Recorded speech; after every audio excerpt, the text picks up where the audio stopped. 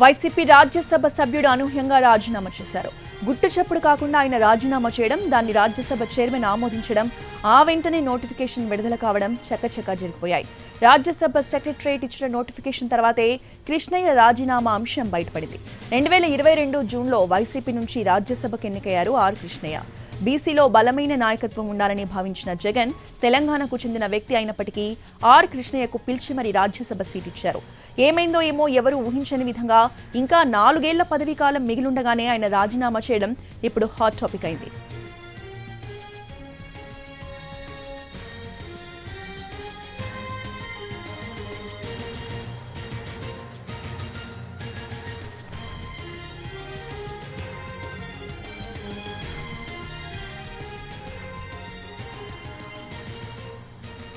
YCP Rajya Sabha సభ్యుడు అనూహ్యంగా రాజీనామా చేశారు. గుట్టు చప్పుడు కాకుండా ఆయన రాజీనామా చేయడం, దాన్ని రాజ్యసభ చైర్మన్ ఆమోదించడం, ఆ వెంటనే నోటిఫికేషన్ విడుదల కావడం చకచకా జరిగిపోయాయి. రాజ్యసభ సెక్రటరేట్ ఇచ్చిన నోటిఫికేషన్ తర్వాతే కృష్ణయ్య రాజీనామా అంశం బయటపడింది. 2022 జూన్లో వైసీపీ నుంచి రాజ్యసభకు ఎన్నికయ్యారు ఆర్ కృష్ణయ్య. బీసీలో బలమైన నాయకత్వం ఉండాలని భావించిన జగన్ తెలంగాణకు చెందిన వ్యక్తి అయినప్పటికీ ఆర్ కృష్ణయ్యకు పిలిచి మరీ రాజ్యసభ సీట్ ఇచ్చారు. ఏమైందో ఏమో ఎవరూ ఊహించని విధంగా ఆయన ఇంకా 4 ఏళ్ల పదవీకాలం ఉండగానే రాజీనామా చేశారు.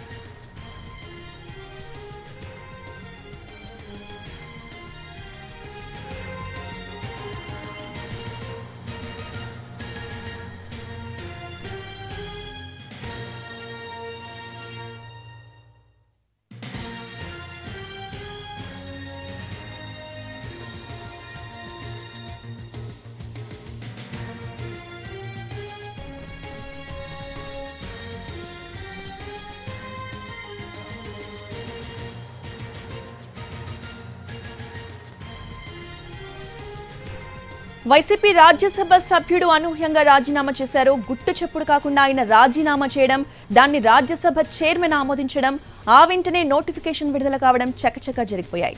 రాజ్యసభ సెక్రటరేట్ ఇచ్చిన నోటిఫికేషన్ తర్వాతే కృష్ణయ్య రాజీనామా అంశం బయటపడింది.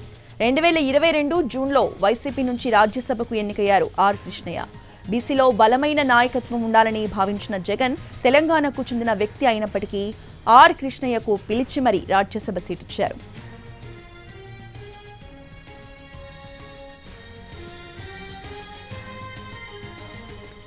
రాజ్యసభ రాజీనామాపై పూర్తి వివరాలు ఆర్ కృష్ణయ్యతో మా ప్రతినిధి చారి అందిస్తారు. ఆర్ కృష్ణయ్య మనతో ఉన్నారు. ఆర్ కృష్ణయ్య గారు, మీరు రాజ్యసభకి సభ్యత్వానికి రాజీనామా చేశారు, ఎందుకు? బీసీలకు మరిన్ని ఉద్యమాలు చేసి బీసీ వాదాన్ని ఇంకా బలోపేతం చేసి బీసీల అభివృద్ధికి మరిన్ని చర్యలు స్కీములు పెట్టించాలని రాజీనామా చేశాను. ఒక పొలిటికల్ పార్టీ ఉన్నప్పుడు అది కొన్ని అవరోధాలకు అడ్డంకులకు తయారైంది. దాన్ని దృష్టిలో పెట్టుకుని తెలంగాణలో బీసీ వాదం చాలా బలంగా తయారు చేశాం. ఈ మధ్యకాలంలో మీటింగులు పెట్టి ఉద్యమాలు చేసి కాంగ్రెస్ పార్టీ తన ఎన్నికల మేనిఫెస్టో బీసీలకు 42% రిజర్వేషన్లు పెడతానని వాగ్దానం చేసింది. 9 నెలలు ఆ అధికారంలోకి వచ్చి ఇంతవరకు చర్య తీసుకోవడం లేదు. బీసీలు అంత తీవ్ర ఆందోళన ఉన్నారు. అందుకోసం ఈ ఉద్యమాన్ని మరింత బలోపేతం చేయాలి. పార్టీలు నేనేదో ఈ ఉద్యమం బాగా బలోపేతం చేసి పెద్ద ఎత్తున చేస్తే వైఎస్ఆర్ పార్టీ నేను ఎంకరేజ్ చేస్తుందనే అవకాశం ఉంటుంది. ఏ పార్టీతోటి కూడా సంబంధం లేకుండానే నాన్ పొలిటికల్గా ఉద్యమాన్ని బలోపేతం చేయాలి. మొన్న 80 కృష్ణయ్య గారు, మీకు ఇదే హాల్లో ఒక కామెంట్ చేశారు. రాజ్యసభ సభ్యుడిగా మీరు వైసీపీ నుంచి ఎంపీ కావడం ఏంటి అంటే, చట్టసభల్లో బీసీల కోసం కొట్లాడతా పార్లమెంట్లో ఎన్నో హామీలు ఉన్నాయి, వాటిని అమలు చేసుకోవాల్సి వచ్చింది కాబట్టి అటు వెళ్తున్నా అన్నారు. ఇప్పుడేమో మళ్ళీ జనంలోకి పోతా అంటున్నారు. అంటే చట్టసభలో రిజర్వేషన్లు పెట్టాలని పార్లమెంట్లో అనేక సార్లు నేను క్వశ్చన్స్ చేస్తాం. ఒక్క క్వశ్చన్ కూడా అలౌ చేస్తలేరు. అదే నాకు మాట్లాడడానికి అవకాశం వచ్చిన ప్రతి సందర్భంలో చట్టసభలో రిజర్వేషన్లు బీసీల హక్కుల మీద చాలా బాగా మాట్లాడాను. ఎప్పుడు మాట్లాడినా పార్లమెంట్లో బీసీల హక్కుల కోసం, బీసీల అభివృద్ధి కోసమే మాట్లాడినా. ఎక్కడ డీవియేట్ కాదు. డీవియేట్ అయ్యారని కాదు, చట్టసభలతోటే మన బీసీలకు సంబంధించినటువంటి హక్కుల్ని సాధిస్తా అన్నారు. మళ్ళీ ఇప్పుడేమో ఆ పదవికి రాజీనామా చేసి మళ్ళీ జనంలోకి వస్తా అంటున్నారు. డిఫరెన్స్ ఏం కనిపించింది అని? ఆయుధం సరిపోవడం లేదు. రాజ్యసభలో ఉండి మాట్లాడుతుంటే ఓ 10 మంది ఉండాలి నాకు. ఎవరు కోఆపరేట్ చేస్తలేరు, ఏ పార్టీ కూడా కోఆపరేట్ చేస్తలేదు. అయితే నేను అనుకునేది ఏమిటంటే బలమైన ఉద్యమం ఉంటే కేంద్ర ప్రభుత్వం కూడా దిగొస్తుంది. ఏదైనా బలమైన ఆయుధం కావాలి, సరిపోవడం లేదు ఆయుధం. కాబట్టి దీన్ని ఇండిపెండెంట్గా ఈ రాష్ట్రంలో బంధువులు జరిపి ఉద్యమాలు చేస్తే అప్పుడు కేంద్ర ప్రభుత్వం దిగొస్తుందని భావిస్తున్నా. ఈ మధ్యకాలంలో కుల సంఘాలు, బీసీ సంఘాల మీటింగ్ 5-6 అయినాయి హైదరాబాద్లో. వాళ్ళందరూ కూడా అన్నా నువ్వు ముందుండి పోరాటం చేయాలి, మనం ఇంకా ఈ బీసీ ఉద్యమం ఇప్పుడు తెలంగాణలో వచ్చినటువంటి బీసీ ఉద్యమం దేశంలో ఎక్కడా కనిపిస్తలేదు. ఊరికి తయారయ్యారు పిల్లలంతా. అగ్రకులాల ఇప్పటి వరకు ఆర్కృష్ణయ్య ఉద్యమ పంతా చూసాము. ఇప్పుడు కొత్తగా ఎంచుకునే పంతా ఎట్లా ఉంటుంది అనేది. గతంలో నా ఉద్యమాలు చాలా బాగున్నాయి. ఇప్పుడు పీస్ఫుల్గా చేస్తున్నా.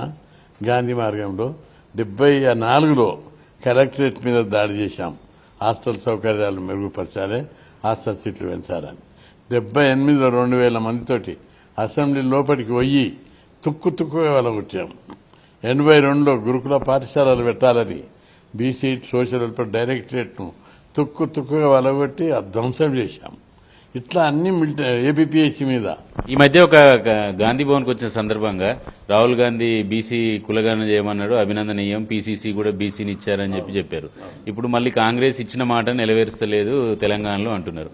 ఎట్లా అంటే మహేష్ గౌడ్ బీసీ యూనివర్సిటీలో మాతో కలిసి పోరాడిండు. అట్లాంటప్పుడు ఆయనకి ఇచ్చినప్పుడు బీసీకి ఇస్తే అభినందించాలేమో. ఏ మాటకు ఆ మాట ఇచ్చినప్పుడు అభినందిస్తాం, ఇవ్వనప్పుడు పోరాడతాం. అది కామన్. అది మనిషి ఒక ఉన్నతమైన వ్యక్తిత్వానికి నిదర్శనం. అది అంతేగాని అవకాశవాదం కాదు. అది మంచి చేసిండు. మంచి రాహుల్ గాంధీ దేశమంతా తిరుగుకుంటా జనాభా గణన చేయమంటుండు. ఎంతమంది ఉంటే అంతమందికి వాటా ఇవ్వమంటున్నాడు. ఏ నాయకుడు అంత డేరుగా అంటలేరు. అందుకే ఆయన అభినందిస్తున్నాం. Thank you sir, thank you very much. మొత్తానికి బీసీల హక్కుల సాధన కోసమే ఆర్కృష్ణయ్య పనిచేస్తానని చెప్తున్నారు. మొన్నటి వరకు పార్లమెంట్లో తన గలం వినిపించినప్పటికీ కూడా పూర్తి స్థాయిలో మద్దతు లభించలేదు కాబట్టి జనారణ్యంలోకే వెళ్లాలని డిసైడ్ అని చెప్తున్నారు. తెలంగాణలో ఈ బీసీ చైతన్యం పెరిగింది. ఈ ఉన్నటువంటి చైతన్యాన్ని ఉద్యమ రూపం తీసుకొచ్చేటువంటి ప్రయత్నంలో భాగంగానే తను రాజీనామా చేసినట్టు చెప్తున్నారు. అయితే బయట జరుగుతున్నటువంటి ప్రచారం లాగా ఏ పార్టీకి కానీ ఎక్కడ ఇలాంటి పదవులు కానీ ఆర్కృష్ణయ్య ఆశించడం లేదనేది ఆర్కృష్ణయ్య గారు చెప్తున్నటువంటి మాటలు. కెమెరామెన్ రాంబాబుతో చారి, ఎన్టీవీ, హైదరాబాద్.